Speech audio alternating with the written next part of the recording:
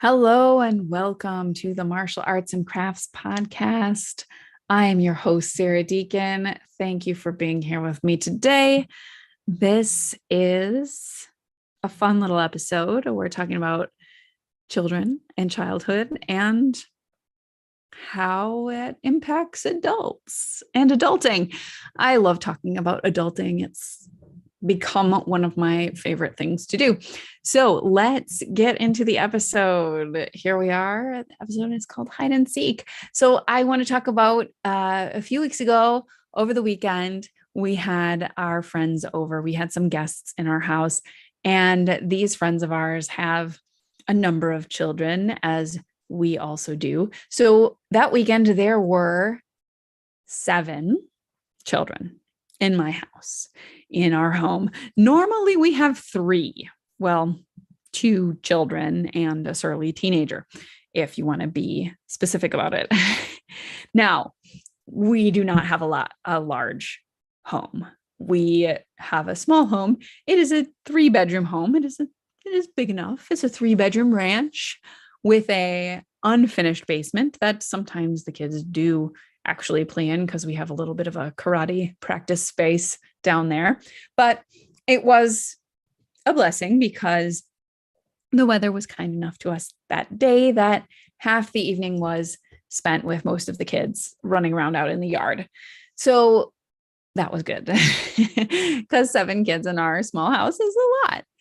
But later on, they had to come in eventually. They had to eat dinner. And then after dinner, the sun went down and we brought them inside. And these 7 children were playing around in our house. And they collaboratively decided to play hide and seek. Now, we all remember playing hide and seek as kids, right? They sought each other out in all of the most common hiding places. They were under desks. They were in the coat closet. They were behind the doors, in the shower. That's always a classic. I actually remarked to my friend that I was very impressed. I was super impressed how they found this game so amusing when there really weren't that many places to hide, if we're being honest, right? But they did. They hid there and they hid in the same places over and over, and they hid in different places, or they tried to find different places to hide. And they played hide and seek for close to an hour. And it was impressive, especially since the bulk of those children, those 7 children, are over the age of 7. They don't quite fit into the smaller spaces that they used to. And the thing that impressed me and just reinforced what I already know about children, they're so resourceful. Children are extremely resourceful, and they have this unlimited imagination, and they are not afraid to use it. They have these bottomless reserves of energy, right? I mean, if you're over the age of 20, maybe you understand that if we could bottle this energy contained in children, we could power the world. We wouldn't need gas. We wouldn't need coal. We wouldn't need anything else. If we could use this energy that children have, man, if I could bottle that stuff and sell it, I would be a trillionaire. Let's be clear, right? When they get into this zone of pure unadulterated fun, there is no stopping them. And I mean, this was true on that day. Even when we asked them to clean up their messes, they just did it without skipping a beat and went right back to their game. It was pretty cool. Now, that doesn't always happen, but that day it did. And it was great. And it was glorious. And it was amazing. So the reason I wanted to talk about this hide and seek, this game, is that I've been sitting with this reflection on my own inner child. I've been seeking her out. I knew her very well back in the day when I was on the brink of adulthood. In high school, it was very clear to me that I needed to keep connected, to keep this hold on my inner child, to remember to let her out every once in a while. I didn't want to lose her as I grew up. Growing up to me was always scary because it did feel like I was going to be leaving this person, this little vulnerable child, all alone somewhere where I couldn't reach her. So I wanted to be intentional about staying connected to my inner child as I grew up. I knew that children are magical. They have this magical ability to tap into creative energy, the imagination, the enthusiasm, the excitement. And I knew that I wanted to keep that as I grew up. And I knew that a successful life would look like that. For me, it would look like playing and motion, action, energy, enthusiasm, excitement. At least as I went through high school, college, and beyond, I knew in the back of my mind that this was going to be necessary for me. Even if and when life got hard and serious, I knew it was important, even though there were many times I forgot to play as much. I forgot to put it as a priority. And so lately it's come back to the front of my mind how alive I feel when I do give myself that permission to play and to move. When I draw, when I paint, when I talk to myself in a microphone on a podcast. Oh, wait, this is not me talking to myself. This is me talking to you. I love it. Yes, when I try something new, when I take action, when I take a step in a direction that excites me, when I make something, when I put something together, when I connect with someone new, when I hear someone's story, when I'm able to identify in a new way, when I get a new level of awareness, it's play, it's fun, it's awesome. Sometimes I dancing alone in my empty house freely and alive. I feel great, that free flow of energy. It helps me to connect to that inner child again. And it inspires me to sit down and consider the kind of games that even adults have access to right now, right? There's still so much fun to be had, even in a serious grown-up adult life. Adulting. Let us adult. Like my house, right? My body is not large. I wouldn't imagine that my inner child would have many places to hide in here anymore. But what I sometimes forget is that my mind and my soul are infinite, like that same house full of places to hide, and some friends who might dare to seek them anywhere. And as I watch the kids play hide and seek and see them walking right by that same one spot because someone just emerged from there, the same way I think I sometimes walk by those spots where my inner child could be hiding. I've been overlooking her at times. And well, when we do that, sometimes they do things to get our attention, those inner children. And so let me talk a little bit about something I learned. My therapist asked me about how we expressed feelings in my family when I was a child. And some of the feelings that came up were things like fear, sadness, anger, things like that. And one memory that came to my mind that I hadn't really thought about in a while was when I was younger. There would be times late at night when I couldn't sleep. And I would sometimes cry. I would cry in a way that was maybe not the most quiet, but not screaming, not sobbing, just loud enough that maybe someone would hear me. Most of the time it was because I was feeling emotional, potentially due to the hormones or whatever. Adolescence, puberty, those fun times. But sometimes, and what I remember feeling, it was a cry for love. I just wanted affection. It was attention, or to be seen, or just to know that someone was there. Someone would hear me. It was this cry from deep down inside of me to feel like no matter how dark things got, like my bedroom, or no matter how far away from my parents or from anyone else I was, this cry from inside me to know that someone somewhere would hear me eventually and find their way to me, make their way to me on purpose, and seek to make things better. We need help. When we need help, we want to be seen sometimes without explicitly saying we want to be seen. That was my nights in childhood at times. And before this came back to me recently, I honestly hadn't given the behavior very much thought. Like I said, I kind of forgot about it for a while.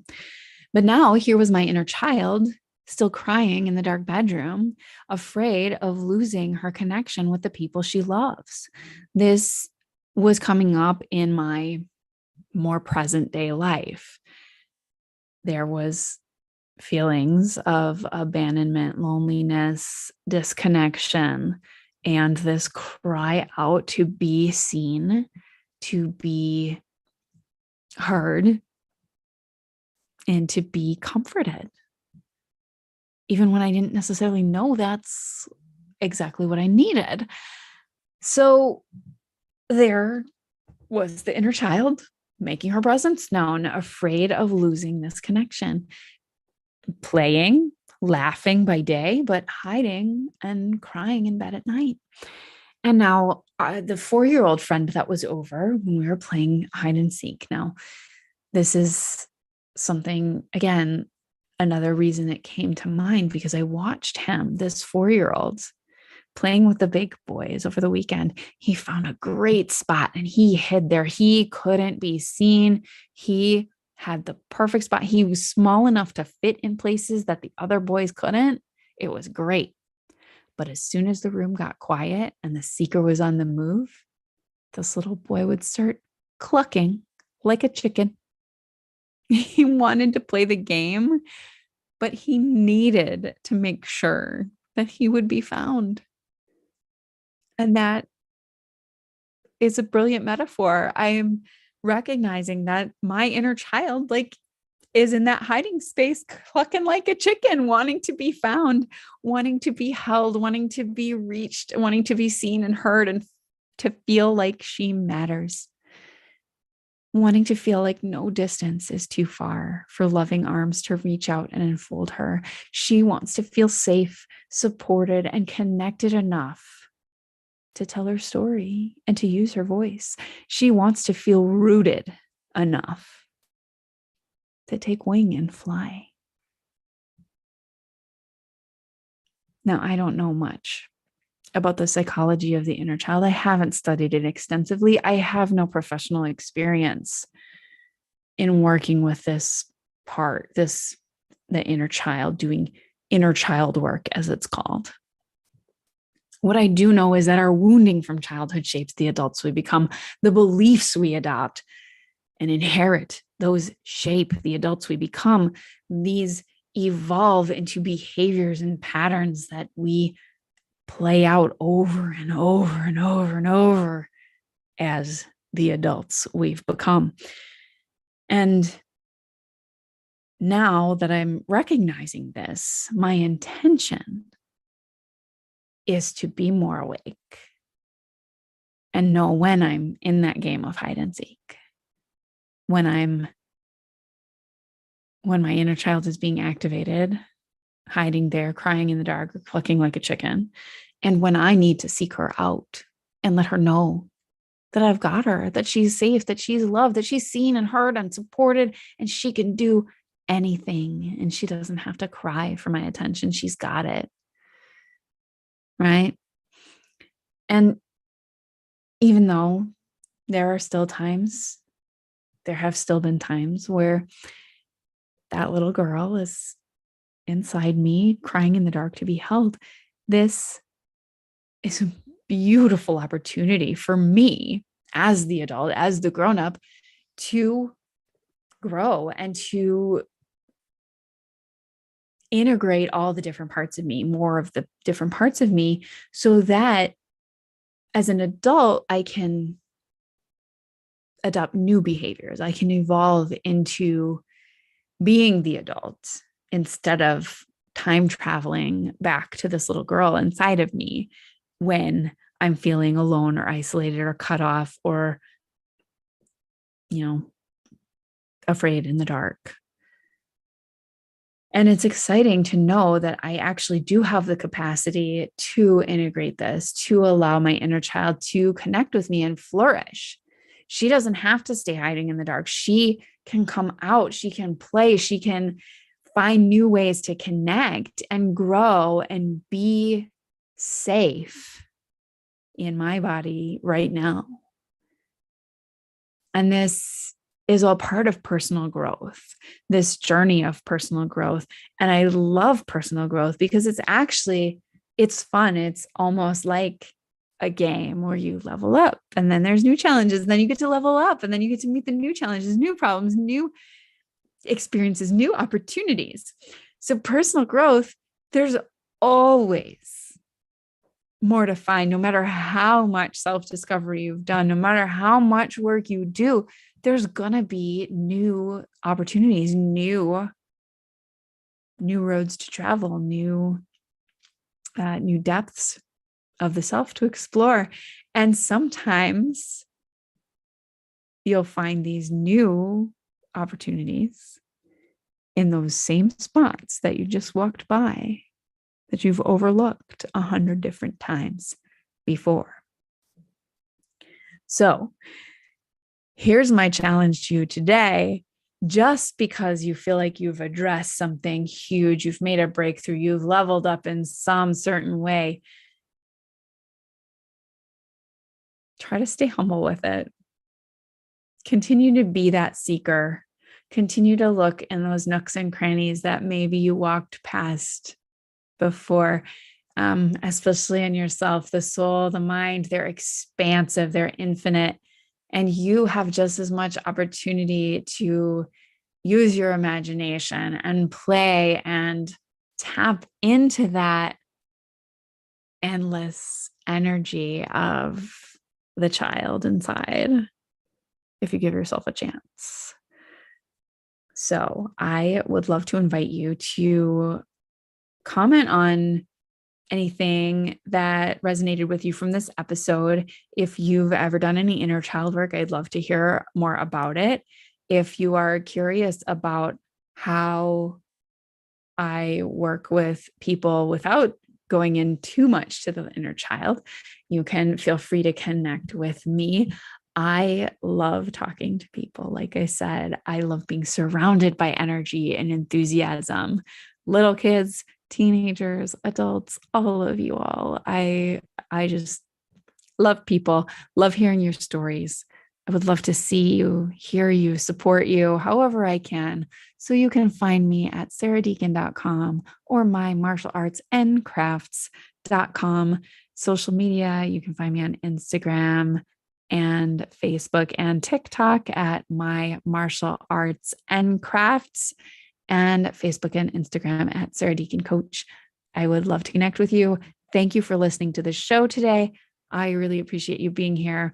Please don't forget to leave a 5-star rating and a review. If you're on Apple Podcasts, if you're on Spotify, they allow you to rate with the stars. So go ahead and give it a 5-star. I appreciate it. And I look forward to talking with you next time. Thanks for listening.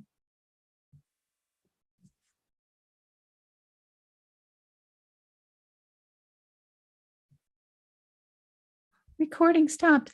Okay, I've stopped recording. I am still live streaming. And if you're watching me on YouTube, thank you for being here. I appreciate you. And I just realized I never turned on my bedroom light today. So hopefully you're able to see me all right. Anyway, I've actually, if you made it this far, I just want to let you know that I've actually made all the episode recordings that I've live streamed. I've made them all public now. So if you've missed an episode on YouTube, if you prefer to listen on YouTube, all my episodes are public in the previous live streams. and you can listen to maybe something you haven't heard before. There's one I need to rename and make sure that I have the right title on it. Anyway, thank you for watching, listening, being here. Make sure you hit the like and subscribe. Give me a thumbs up. Hit the subscribe bell. I am looking for those subscribers to grow my channel and put myself out there. So love it. Thanks again. And I'm going to end now because I'm